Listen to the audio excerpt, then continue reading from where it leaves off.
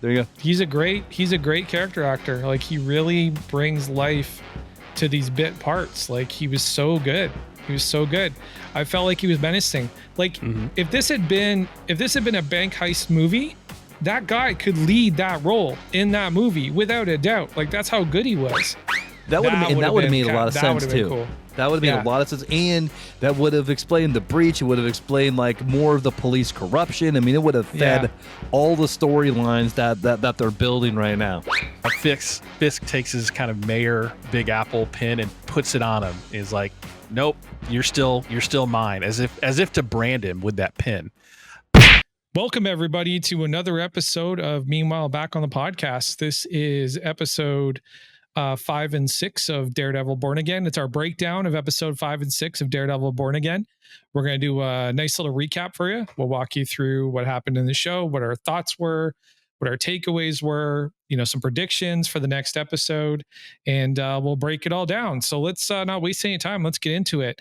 Let's start with some initial reactions. Let's go to my boy Brad first. What's up, Brad? So, okay, I worked 12 and a half hours yesterday. Got off work at like 9:30, came home, put the kid to bed. Wife went to bed because she's got to be up at 4:30. And I'm like, all right, I'm going to do this. I'm going to watch one episode of Daredevil, and then I'm going to go to bed, and then, get up and I'll watch it today.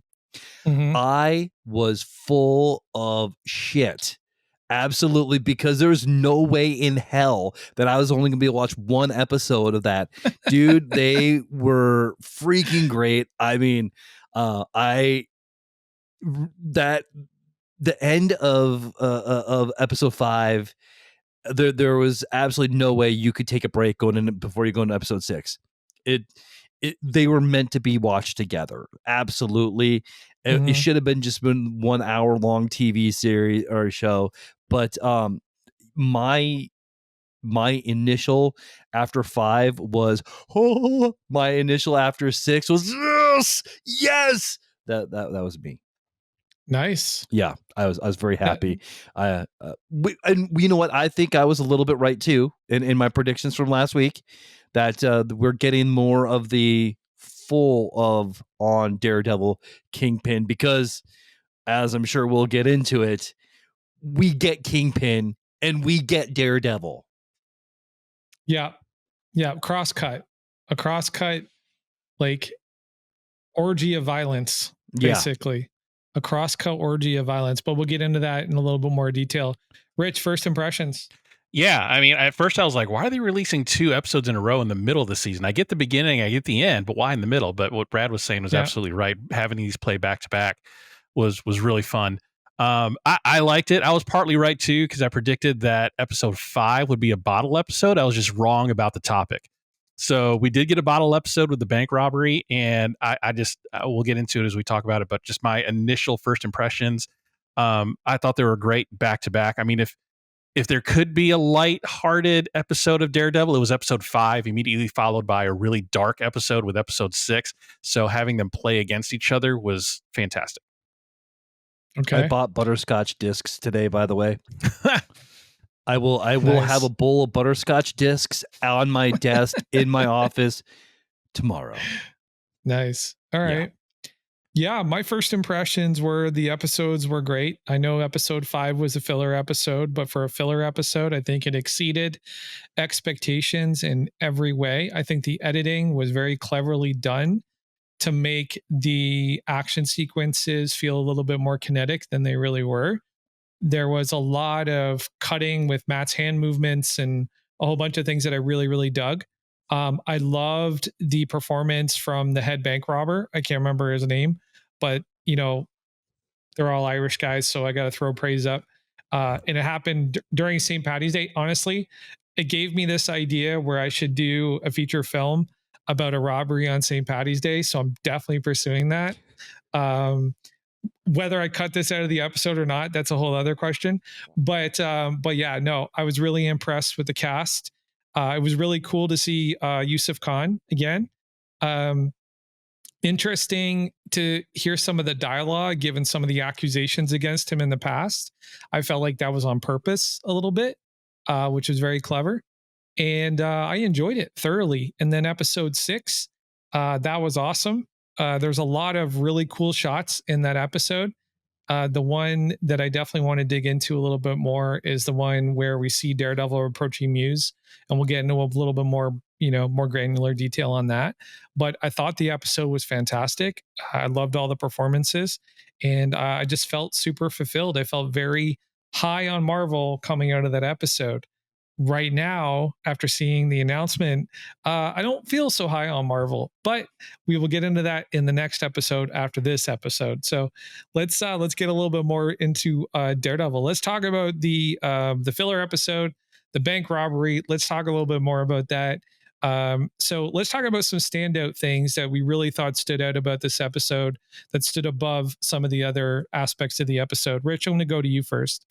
I think this was a great series of homages to great bank heist movies like A Dog Day Afternoon, Inside Man. So you could clearly see the influence there, which in a good way. So it wasn't a cut and paste of those movies. It was definitely the filmmakers, the director, I can't remember who directed it, but his appreciation for those movies. And you could definitely, I could see Al Pacino in this episode. It was great. I thought the bank robbery scene, or the bank robbery whole bottle episode, was really good. And it, as a filler episode though, it showed the progression again of Matt Murdock finally saying F it in episode 6 and putting on the Daredevil costume again. He didn't have to go back to the bank. Like, if he was truly trying to be Matt Murdock, the lawyer, not Matt Murdock, the vigilante, he could have just dialed 911 and kept on his way, but he felt like he had to do something, which again is that progression through the entire series. But I thought everything was cool. Yusuf was great in here, talking about Kamala Khan.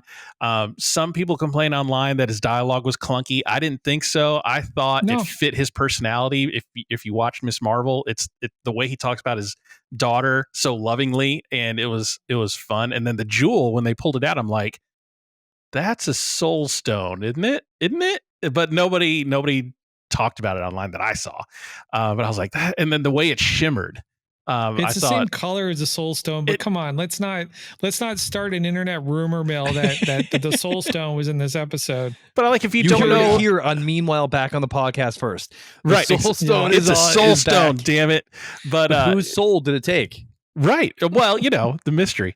But like, I thought, okay, if it looks a lot like a soul stone, and if you don't know how to use it or activate it, sure, it could be worth $1.8 million. Why not? I mean, it's a rare stone.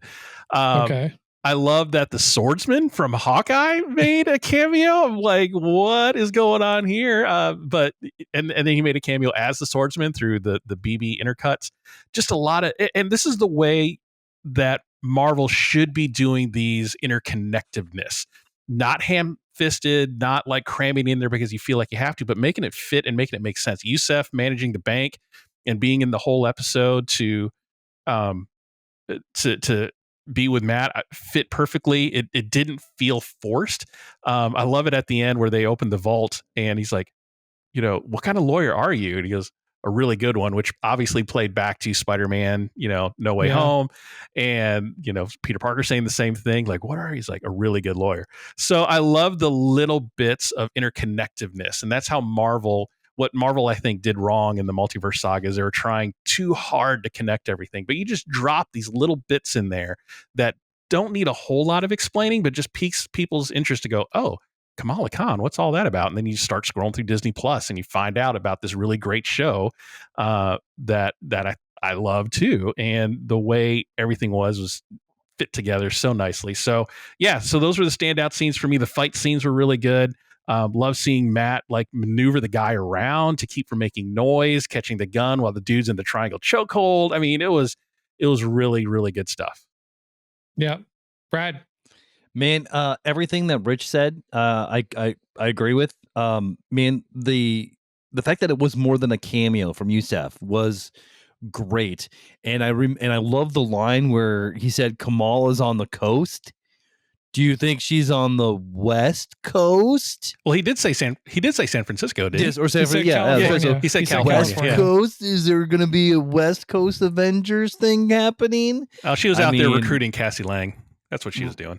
that could be too. But I mean, we could throw Hawkeye in there. Hawkeye was the founder of the West Coast Avengers, if I remember right. Well, they're trying to.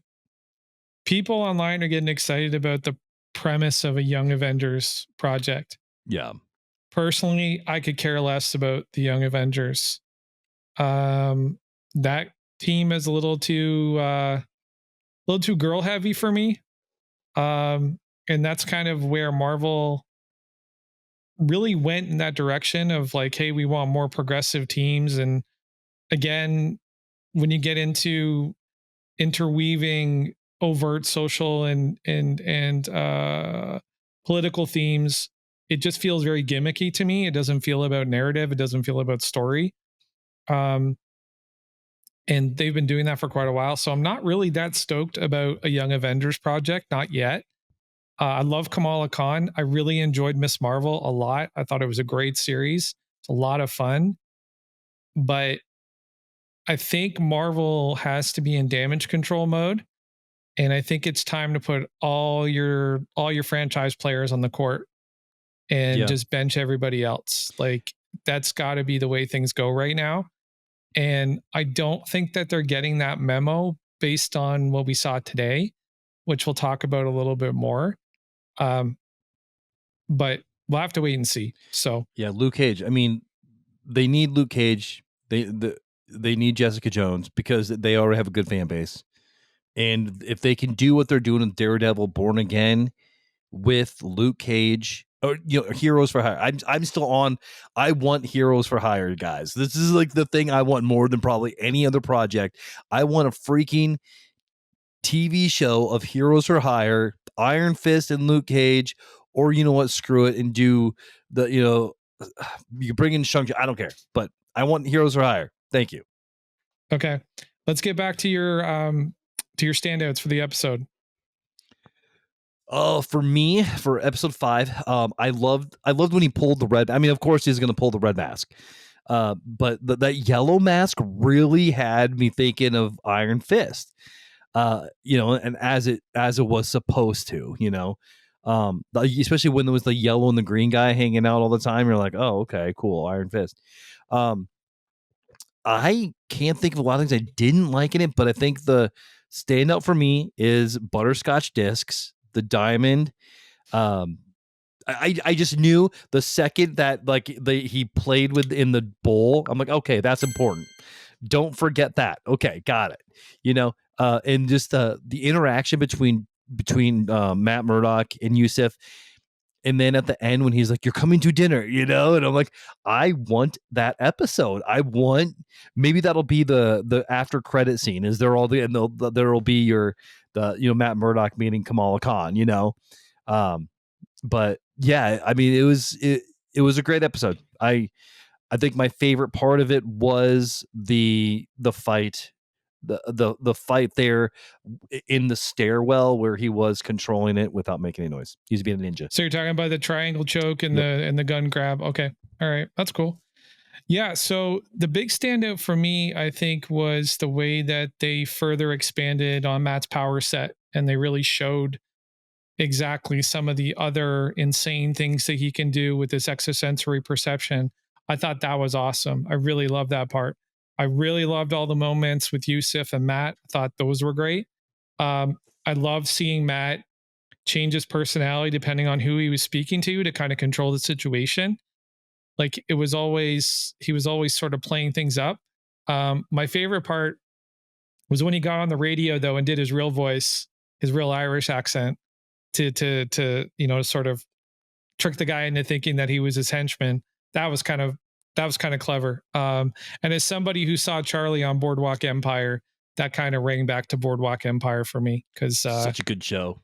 He was a brutal motherfucker in Boardwalk I forgot all about that show, man. Steve Buscemi deserved so much more than he got. Did he get an Emmy in that?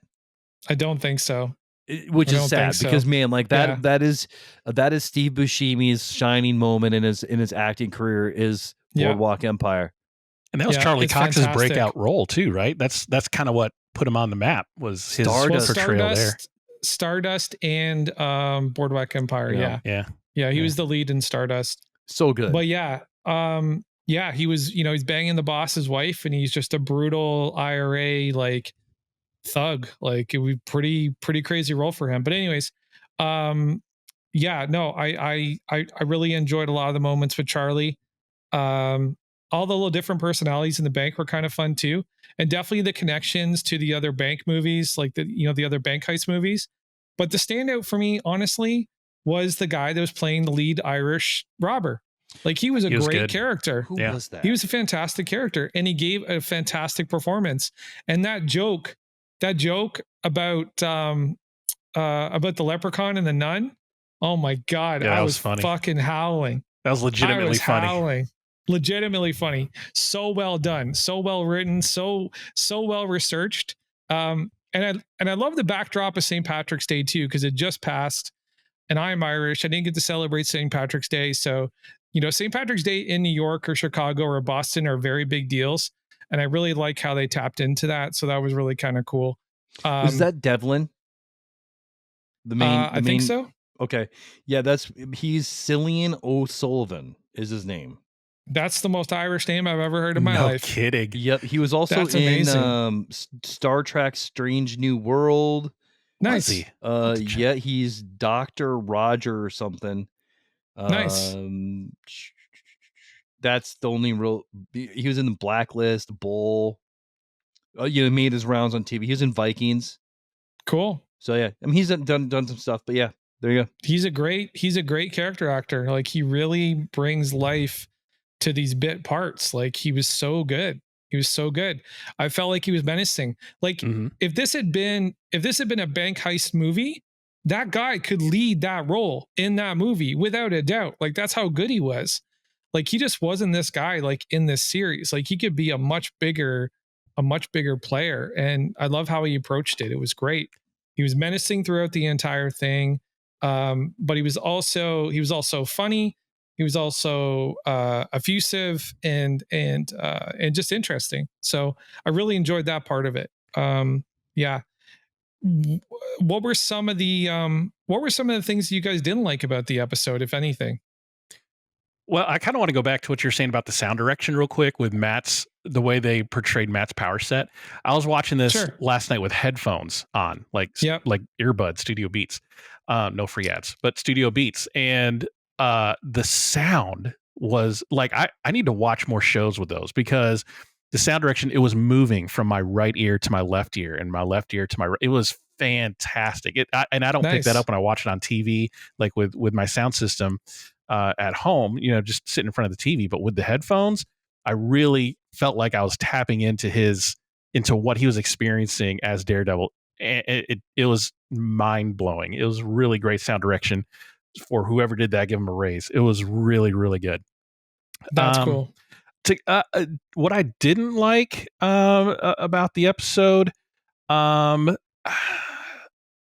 don't know. I will Irish say, people, you horrible person. Yes, Irish.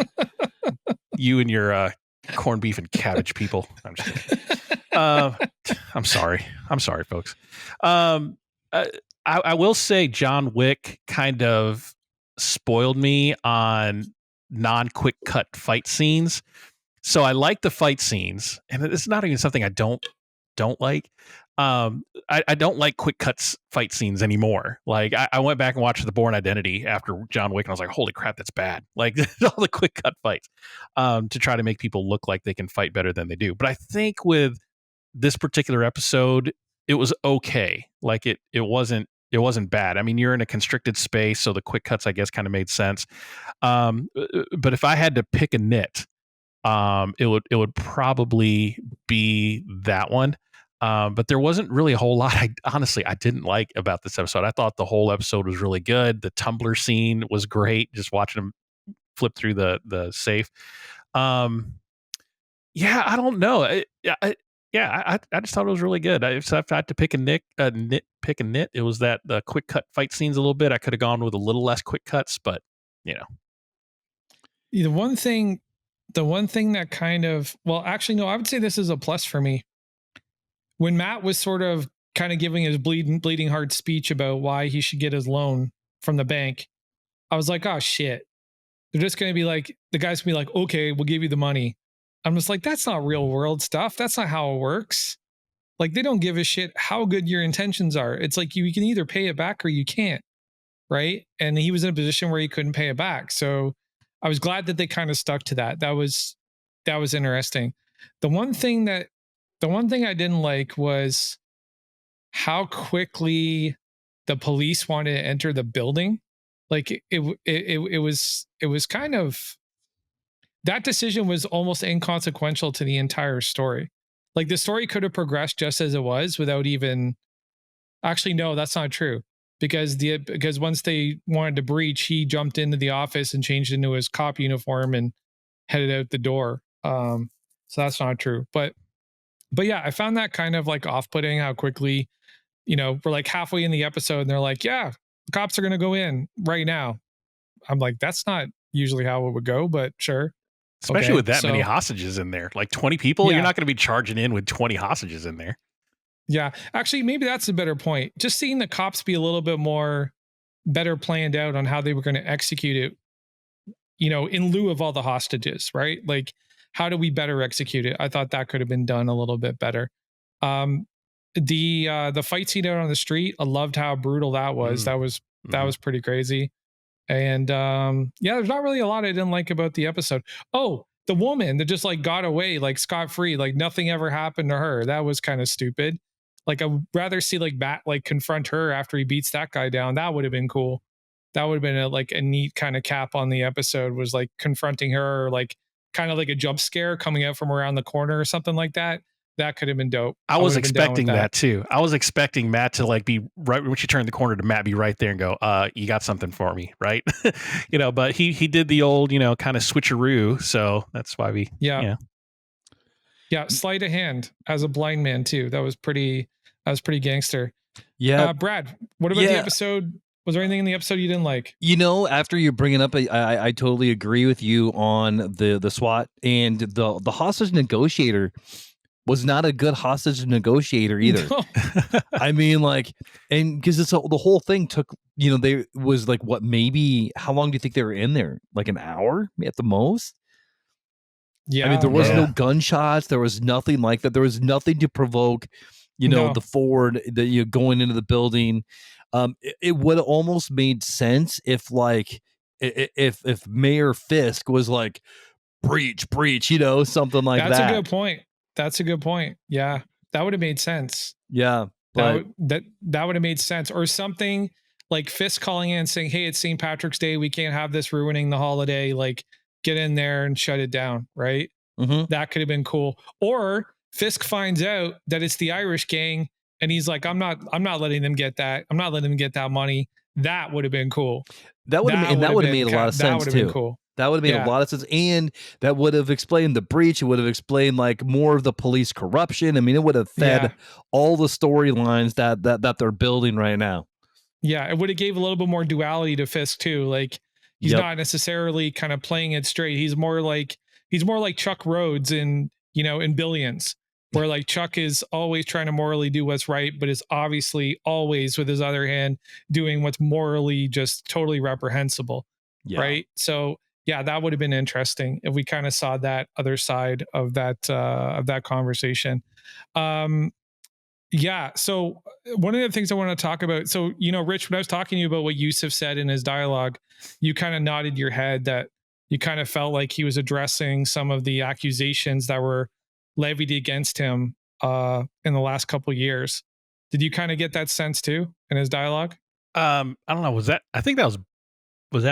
No, I mean, I don't think so. I mean, Yusuf's dialogue fit him as a character, because I was trying to remember, like, he was the best. But he was talking about, what was he talking about? He was talking about like guilt, and he was talking about he like there was some aspect that he was talking about of guilt and being accused or falsely accused or whatever. Like, there was something in there about that. Maybe I'm remembering it wrong, but I don't think I am. I don't remember. No, I don't remember. I'm sorry. Yeah, I don't remember. Oh, okay. Yeah. No worries. So the one thing everybody should know about this episode, and probably the biggest reason why Yusuf is in this episode, is because Sana Amanat is she's the producer on the series this year. She's one of the producers, and she was a big producer in Miss Marvel. Sweet. Yeah, she's also a writer for the comic too. She's a writer for the Miss Marvel comic as well. So, she kind of probably is like, hey, let's bring Yusuf back. He's a great actor. So it was a good decision. Definitely good decision. Yeah, good decision. I think so too, for sure. And I also think that's the bank from Inside Man. I'm pretty sure that's the bank from Inside Man. It would make sense. I think so. Correct me if I'm wrong, but actually, somebody Google that while we're talking. Sorry. Do you remember any time in comic history where Daredevil hangs out with Miss Marvel? I mean, because there are two. No. There are a group of people that I've never even thought about putting them together. But then when they talk about it, I'm like, cool. Like, I really want to see Kamala Khan and Daredevil take on some street level bad guys. Well, I think everybody wants to see Kamala Khan with every hero because she's just going to fangirl out. Yeah. And it'll just be funny, and it'll be irreverent, and those are all great things. Kamala Khan is going to be like, she's been underserved creatively, I think, though, in a sense too, where she's been used a lot for fan service cannon fodder. And I want to see her get out of that realm a little bit. I don't want to see her just be used as fan service cannon fodder anymore. I want to see her get her opportunities, that are a little bit bigger than that. And hopefully that'll happen, because she's a great she's a great character, and Iman Vellani is amazing in her role. Like, amazing. Best part of the Marvels too. Yeah, best part of the Marvels for sure. Yeah. I mean, when you got to get babysat by Nick Fury, I mean, hey. Yeah. So is it the bank from Inside Man? Oh, I didn't even look. So the bank from Inside Man was the Manhattan Trust Bank, but I couldn't Google fast enough what bank was used in Daredevil Born Again episode 5. It didn't say. It looks like the bank to me because of all the multiple floors and the vault and all that too. I mean, I would imagine if I was going to film a bank heist scene, I would probably use that bank, because that's, I mean, it's so spacious and so it's so camera friendly. Like it's not it's beautiful. It's not a local like Regions Bank or PNC that's just like all the teller windows and looking just generic. It's got some history, so I wouldn't be surprised if it was. Yeah. All right, well, let's move on to the next episode. So we got 2 episodes in the night. We got 5, now we got 6. And 6 was kind of crazy. Ooh, 6 was sick. It kind of jumped off to this insane start, right? Where Muse gets discovered that he's using blood, and all of his art gets tested, and they figure out that they have a serial killer, and there's 60 people. That's nuts. 60 people, not 16. 60 people that are missing, and one of Muse's pieces has, I think they said like 8 different people. Like, there's DNA from 8 different people in it. That's some fucked up shit. That's some really, really, really creepy, disgusting, fucked up shit for sure. By the way, that's the only F-bomb I'm going to use in this episode. So, swear jar. Put some money in the swear jar. Swear jar. Okay. Oh, so Rich, that's a challenge now. I know, that right? is now a challenge. Now we have to. I'm gonna have to keep a virtual swear jar. Nice. Okay, so let's go through this same way we did the we'll go through this same way we did the other episode. So start with Rich. Rich, first impressions of this episode. Yeah, I think I said in my opening how different it was from the episode 5, and how episode 5 was kind of sort of lighthearted, and then we went immediately into the dark. I thought it was a nice palate cleanser, I guess, so to speak, and we're kind of back, right? Some really interesting I loved how they had the Rangers fan that was the hostage in episode 5 being the guy that was pressure washing the blood, and he comes into the office. That was the funniest part in the whole episode. It's like, so let me tell you about, get to the point, man. That was pretty funny. But I got to say my favorite part, obviously. Yeah, he's like, you get to the point. Tell him what you told me. That was hilarious. Burying the lead. The lead 3 times. Just burying the lead. I think my favorite part's gonna be the same as you guys. That the final couple minute fight scene between Daredevil, Muse, and Fisk and Adam. intercutting back and forth of both of them breaking bad in opposite directions. Crosscuts. The crosscuts and both of them finally giving into their natures, right? Of Matt giving into his nature of Daredevil to do good. And then Fisk giving into his nature to be who he's meant to be, which is the Kingpin. I thought was really great playing off of each other. And then him coming down with the axe and Daredevil just on the roof, F it, and let's just do it, right? Just I'm done pretending to be something I'm not. I am Daredevil. Cool fight scene between Muse and Daredevil there. I thought that was really fun. My favorite shot was when Muse fell and then he was upside down and then they flipped the camera right side up as he was getting up. Cool. I mean, absolute cinema. So I thought it was out of a horror movie. Yeah, it was very creepy. And I really think with the limited screen time we got of Muse, you see how brutal he is. You see that he is not to be trifled with. I do like that they haven't played into the inhuman part of him yet. Like they're not getting into the weeds of his power set. I don't know if that's going to come up, but I like that he's just a straight up serial killer dude that knows kung fu. That happens to know be a pretty good fighter. Right. But it's great. It's great. I thought the episode was fantastic. Yeah, just great back-to-back episodes. So one might say everybody was kung fu fighting. Everybody was literally kung fu fighting. Except for Fisk. This is just a brutal beatdown. Hey, he doesn't need to know kung fu. That man is kung fu. Oh man. Yeah, Brad, what about you? Dude, like it was nice to see the from 5 being like, okay, cool. And then like, whoa, fuck yeah. That fight. Before I get to the fight, I loved Fisk's line when he's talking to the police and was like, New York sanitation did your fucking job for you. So I'm gonna be the one throwing the F-bombs tonight.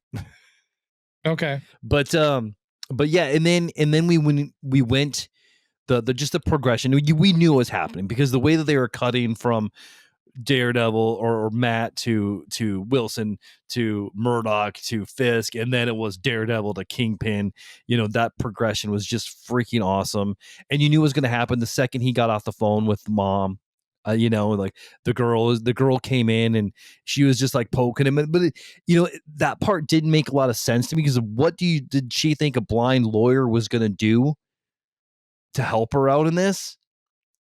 Well, I think when she came in, she was under the impression that Matt might have some connections to some other people. Okay, that makes a lot of sense. I mean, because the girlfriend asked. Yeah, but I was saying a lot of the same thing. I was like, why is she like, what does she think Matt's going to do here? Well, she couldn't trust the cops, obviously, and she had nowhere else to turn. Yeah. She was giving Matt the business, like, giving him a little lecture from this, 15-year-old or whoever. Yeah, kudos to the actress though. She's great. She's a real scene stealer. I wanted to have her have the amulet. Like it would have been really cool to have Murdoch be like, "Hey, they're done with the case. Here's your uncle's amulet." And then like wearing that when she gets taken by Muse. Spoiler alert, Well, Matt knows the power of the amulet, so I don't think he's just handing it over to a kid. That would be kind of counterintuitive to what Matt would normally do in that situation. So I actually thought I thought he was going to give it to her as she was dying to like bring her back to life or whatever. That would have been cool too. I thought like at the end, if he didn't like save her life with CPR, he would have like laid the amulet on her and it would have brought her back to life. Oh, and man, when he was looking at the funeral card of Foggy and just going over the braille in it. Oh, that was a great scene. Oh man, that was probably, I can't say it was my favorite scene because that fight scene between him and Muse, I didn't understand that flip kick thing that started it off. It was cool, but I was like, what, the bicycle kick? The total flip thing. I was like, oh, okay, what's happening? Yeah, it's a bicycle kick. Yeah. So, but yeah. Okay. Yeah, no, I like the part where Matt was praying too. It brought him back to some of his core roots as far as his religion and his faith and all these things, which I think are core to the character. And honestly, I felt, him not going to church was kind of conspicuous in its absence, because 3 seasons of Daredevil, and I think he was going to see the priest like every other episode or something, right? So the fact that they still have him connected to his religion, that was good. The Foggy thing was good. I really like that. The part with the anti-vigilante task force, I sent you guys those images that I found on JoeBlow.com. That looks kind of crazy. They're rocking the Punisher's logo, so he's basically been commoditized by the city.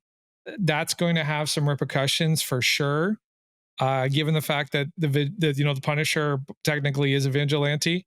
So I don't think he's going to be too okay with the anti-vigilante task force rocking his colors and going out like that. Cole North is actually a character in the comic books. He's a great character. He was in Zdarsky's run, and the actor that they have playing him doesn't really look a lot or really anything like him, though.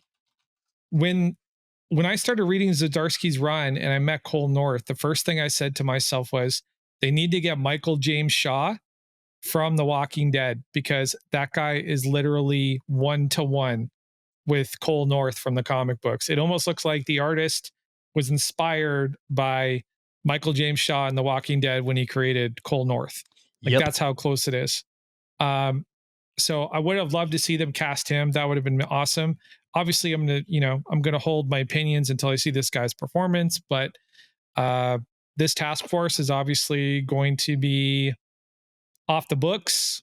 They're gonna float the law. They're gonna float the rules.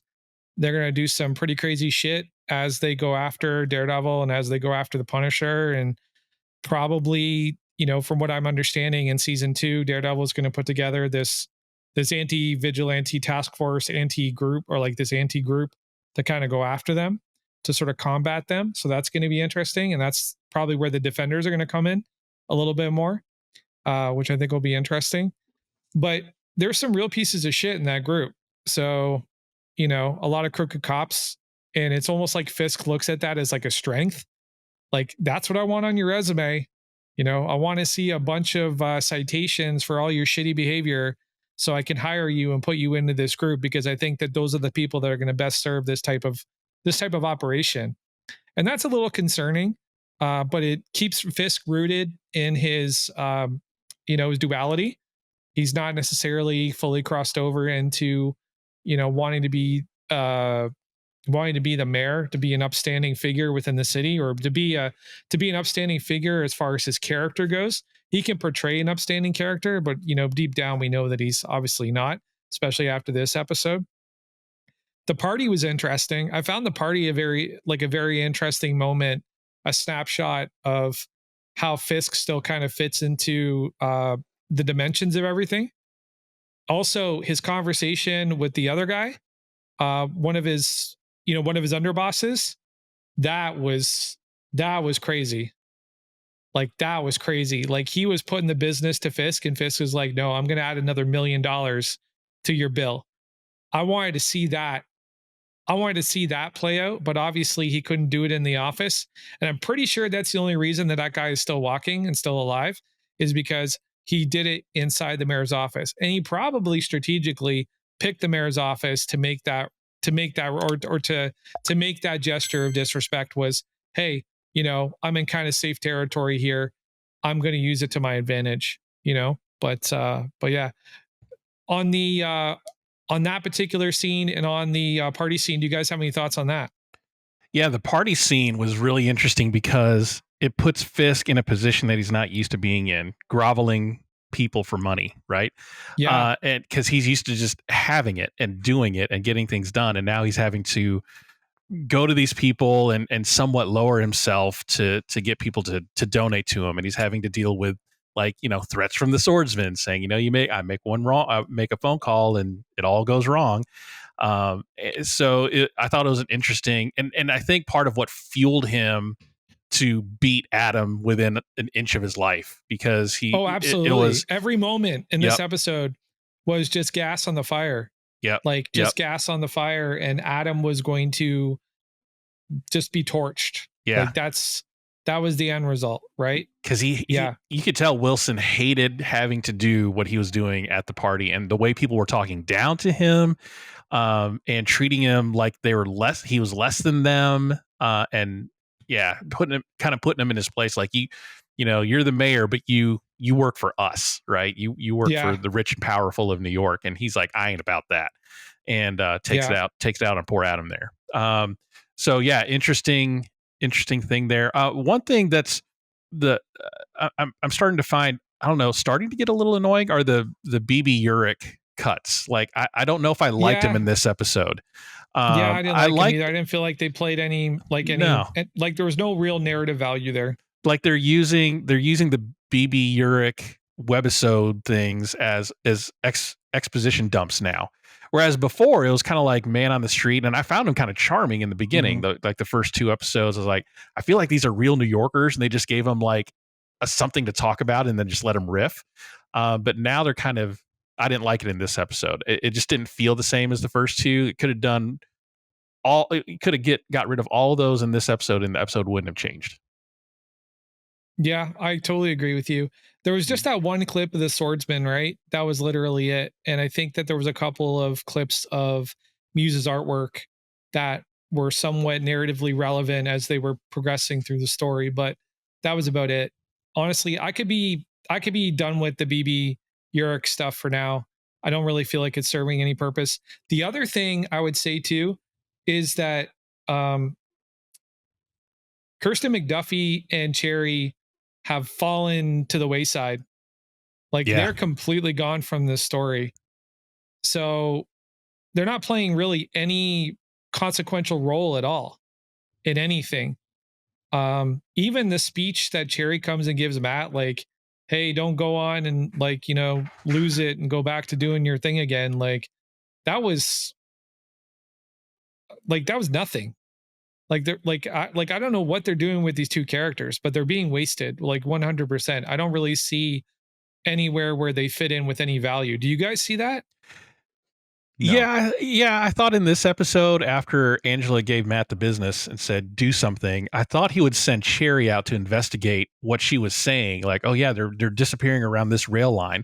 Like, I thought that would have been a perfect opportunity to give Cherry some screen time to start kind of digging into that. And then reporting back to Matt. It's like, hey, here's what I found out.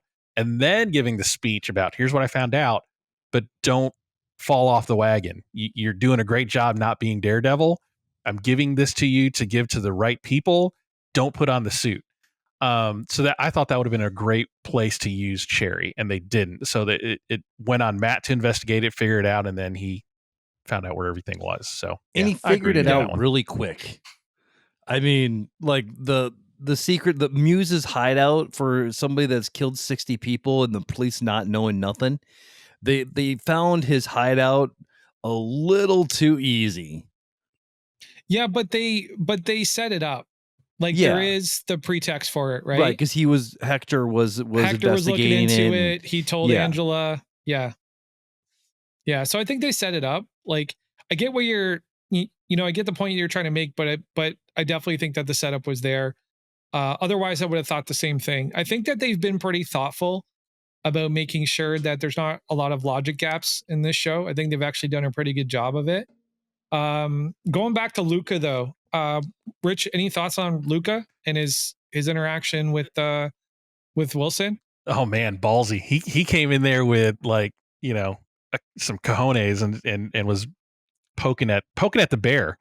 So I mean, it was lucky that Adam Jones took the beating and not Luca. And he's like, you're not in the game anymore and all that. And then he puts Fisk takes his kind of mayor Big Apple pin and puts it on him. Is like, nope, you're still mine, as if to brand him with that pin.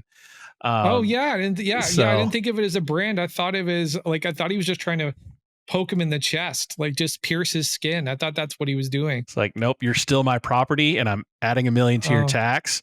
So we'll see if he gets the the 2.8 million. But I thought Luca, good on him, trying to rise above the ranks or rise in the ranks of the crime families while Fisk is otherwise indisposed. But I thought that was a really good scene. Yeah.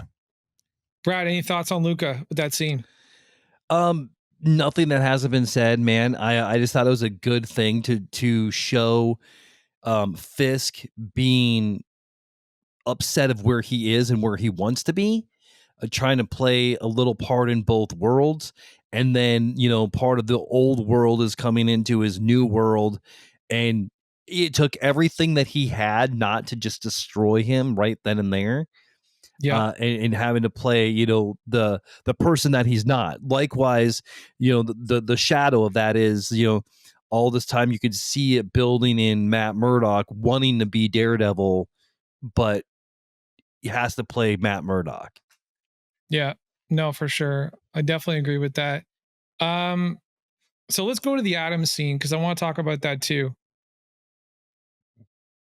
Do you guys think Fisk is an honorable man? Because now I get the impression he is an honorable man. Yeah, like he wanted that fight to be fair.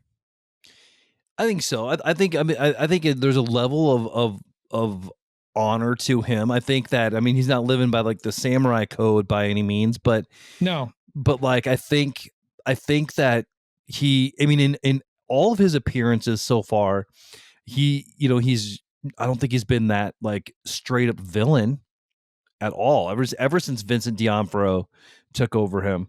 He's been the bad guy, but he's not been the, a super villain.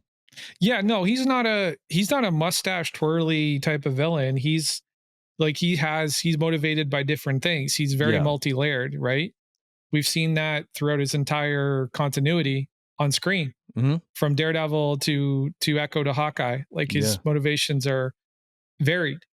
But what I mean by honorable, I mean like his, I'm paraphrasing what he said, but he basically said, I've had to fight a lot of men much bigger than me very often. And I found that, having the right tool gives you that edge. And he's basically acknowledged, like, I know I'm much bigger than you. So here's an axe. I'm going to give you a shot. Like, I think that takes a lot of character to want to put yourself in the position to get hit by an axe. Yeah. You know what I mean? So I was quite impressed with the layering to that. Like, like another dimension to Wilson Fisk. Because when Wilson Fisk killed Ben Urich, he didn't give him any chance in hell. It was just a car door, and that was it. There wasn't any like, here, take this weapon and like, let's go. It was like, I don't know. It garnered a lot more respect from me for Wilson Fisk. Like, I feel like he added a dimension to his personality. Yeah. What are you guys' thoughts on that, Rich? Yeah, I think Fisk lives by a code of ethics, right? He has his own moral code of how he wants to run things. What him and Matt Murdock have in common is they both love the city. They both love New York. They both want to see New York be its best version of itself, and they have just different ways of getting there. The fight scene with Adam, he gives him the axe, yes, and we all know that Fisk is already a skilled fighter, right? But I think he didn't give him the axe to give him an edge.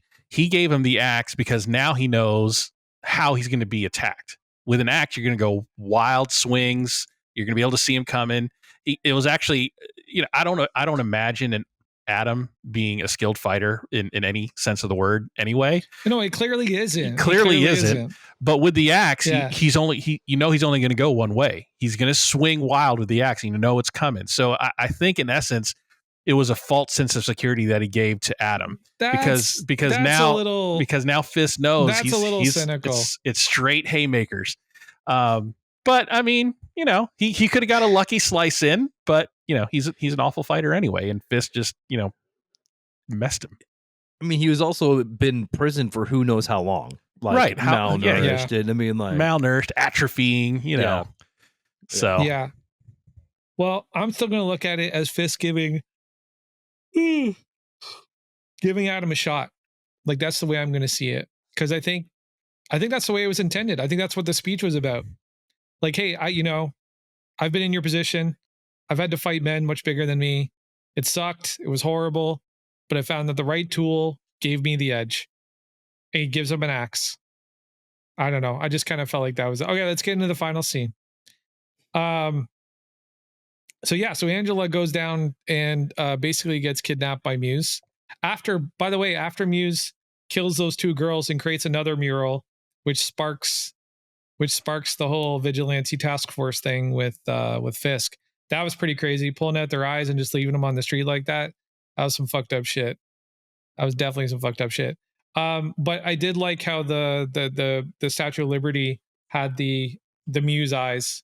That was kind of nuts. But yeah, this final scene, the fight was cool. The CGI, watching Daredevil sort of get from point A to point B, that was not the greatest. Yeah, it's still really stiff. It felt really stiff. Yeah, it man. does not look good. It does not look good. I feel like they're overconfident because they're playing in the dark. Like they're like, hey, it's dark, don't worry. Like we don't really need to get too detailed on this. But yeah, you do, because we can see it, and it's not great. It looked like a Saturday morning cartoon. It was horrible. The swing, they still haven't got everything twice. Yeah, they still haven't got the swing mechanics quite down yet. Yeah, but the rest of it's great. So I'm gonna let that one slide. Yeah, go find somebody like that worked for Raimi on Spider-Man and like get them to do that, because that's what you got to do. But I love the way that Matt opened his vault. That was kind of crazy. That was kind of cool. But it was kind of misleading. Oh, by the way, we got to talk about the fake out on this episode. No Punisher. Yeah. No Punisher. Yeah. I wasn't expecting him though. But I didn't miss him. I didn't miss him. I mean, it was so great. I didn't miss him. There was a clip. There was a clip in the trailer teaser or whatever it was with with Daredevil and the Punisher swinging away from something. Well, we still got 3 episodes left, so we'll see. Yeah. No, I know, but it was supposed to be for this episode. Like, I didn't see it. I didn't see that. Yeah. I saw a lot of fans saying that they felt like that there was an expectation created to see the Punisher, and that there was no Punisher in this episode. I kind of feel the same way. Like, I definitely feel like I got a little misled, because when I sat down on the couch for that 6th episode, I was like, all right, here we go. We're getting into the Punisher. And honestly, I kind of expected the Punisher in the 5th one, because I was like, oh, it's bank robbers. Matt needs help. He'll probably, call Castle or find some way to get in contact with Castle, but he did it all on his own. But I was still kind of expecting it, not going to lie. There was no build up to bring the Punisher in though. Like, even when in the episode, was it episode 4 where they had that discussion, there wasn't any indication that, Frank's going to suit up alongside Daredevil at all. So if Punisher showed up in episode 5 or 6, it would have been like Punisher Ex Machina. Like, it would just appeared out of nowhere for no reason. So that's why I said I didn't miss it, because the way the story was written, the way the story was driven, would not have made room for Punisher, especially with the dramatic tension between Fisk and Matt Breaking Bad in that final fight scene, and trying to then squeeze in Muse and getting all that done. So I didn't miss it. I know we're going to see Punisher one more time, obviously, before the end, but if he would have popped up now, it wouldn't have made sense if all things staying the same. When Matt and Frank met last time, they went round and round, Punisher telling him to be his true self. So until Matt is becoming his true self, we're not going to see Punisher. Once, and now we have. Now he's back as Daredevil. So now I think the road is open for Punisher and Daredevil, team up to kick the shit out of a lot of people. And now that we know that Muse is a very big threat, it's going to call for... He's a vicious fighter. Yeah, it's going to call for the team I was not up. expecting that. I was not expecting Muse to be... I mean, like, comic-wise, yes, because he's got the inhuman powers, and I kept on waiting, like, okay, how, is he going to absorb... And, like, I was waiting for, like, the camera to show, like, him balancing out Daredevil, like, in some form or something like that, but they never did. They just showed him fight. They just showed him who could do kung fu better. Maybe it was the magic, maybe he hooked up to the Matrix and learned kung fu really fast. Who knows? Yeah. Yeah. No, he definitely was like a very, very skilled fighter, very fast. Now, Can he fight like that in the comics? Because I don't remember him fighting like that. I don't either. I think that's one of his power sets. Is he's a he's a good fighter, but his inhuman power set was, I can't remember what they called it exactly, but it was basically to negate Daredevil's power set so that he's practically invisible to Daredevil. Right. But he is a skilled fighter, I think, is one of the bullet points under his bio. Okay. I really love the cross cutting. I really love the timing of the cross cutting between those two scenes with Adam and Fisk and Muse and Matt. I just thought that was really well done. They found a lot of mirroring in the cross cutting as well, which I thought that was fantastic. Yeah. I wasn't expecting it to be that fluid, but it was. I kind of in this episode, I kind of started to see Fisk and Matt as like this quantum entanglement. Like if you know anything about quantum physics, like I kind of started to see them as like these two elements that were quantumly entangled. That's the way I kind of saw it, because as they're intercutting, you feel like you're in the same moment. Like in this location, this is what's happening. In this location, this is what's happening. And it's happening at the exact same moment. Like as Fisk is landing a punch, Matt's landing a punch. As Fisk is taking a punch, Matt's taking a punch. Fisk didn't take a lot of punches, but at the end of the day, that's kind of how it felt for sure. I was kind of shocked that there wasn't something more brutal from Muse though against Matt. Like there wasn't something like he just went for jugular or something crazy like that, like with the blade or whatever. Like there should have been a far more consequential attack on Matt, like something that was like detrimental, I thought was going to come just to kind of set him up as being this real substantive danger. But yeah, so I was glad that he saved Angela too. That was great. So I went ahead and pulled up Muse's Marvel wiki. And so here's his attributes of the powers is imperceptibility. Muse's body acts like a vortex, which can pull in every bit of sensory information around him, making even Daredevil enhanced senses hard to target him. Superhuman strength. Muse possesses certain degree of superhuman strength, being able to effortlessly tear apart human bodies. Superhuman speed. Muse appears to move faster than the human eye can see, and his abilities as an expert combatant. Muse appears to be an extremely agile and efficient combatant, being able to defeat a gang of 6 armed people lightning fast. So, yeah. Shit. Okay. There's more than I thought. So, so good job, Rich. So they kind of nerfed him. Yeah. They kind of nerfed him a bit. That's interesting. Yeah. Was not expecting that. But okay. Interesting. Oh, by the way, the two fights, the cross-cut fights, they were both with artists. Oh, yeah. I didn't even put that together. Nice. They were both with artists. That's kind of funny. Anyways. All right. Well, listen, guys, thank you so much for tuning in for our recap and our breakdown. But before we go, we should talk about predictions too a little bit. Sweet. Any predictions, Rich? Man, I don't know. Next episode. Yeah, I don't know at this point. Yeah, because I was so wrong before. I don't know. I mean, I think obviously we're going to see Punisher. I just don't know how much we're going to see of him. I think at this point it's a cat and mouse game between Daredevil and Muse for the rest of the season. And then I think probably I think what's going to happen is Fisk and his anti-vigilante squad and Daredevil is going to both go after Muse, and then at some point they're going to cross paths. But yeah, it's going to be a huge cat and mouse game between these three factions.